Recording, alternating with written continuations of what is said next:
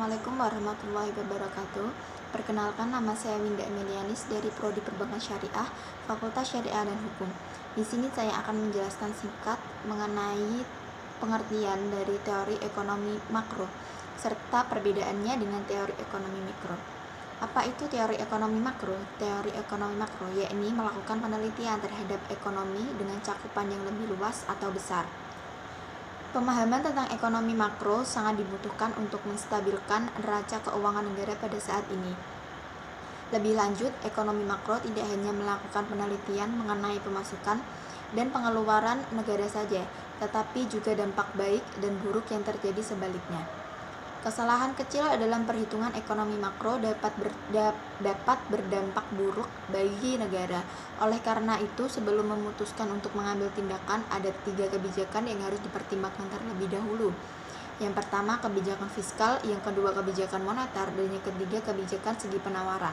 Lalu, apa perbedaannya teori ekonomi mikro dengan teori ekonomi makro? Perbedaan dari segi harga. Harga dalam ekonomi mikro adalah nilai dari suatu komoditas atau barang-barang tertentu saja, sedangkan harga dalam teori ekonomi makro adalah nilai dari suatu komoditas secara keseluruhan. Yang kedua, dari segi manfaat. Ekonomi mikro bermanfaat untuk menentukan harga suatu produk bersama dengan harga faktor produksi, sedangkan teori ekonomi makro menjaga stabilitas di tingkat harga umum dan menyelesaikan masalah utama.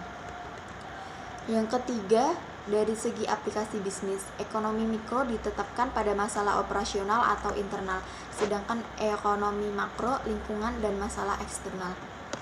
Dan yang terakhir, dari segi tujuan analisis, ekonomi mikro lebih fokus terhadap tujuan analisis tentang cara mengalokasikan sumber daya yang dimilikinya, sedangkan ekonomi makro lebih fokus terhadap tujuan analisis yang berisi tentang pengaruh kegiatan ekonomi yang dilaksanakan terhadap perekonomian yang terjadi secara keseluruhan.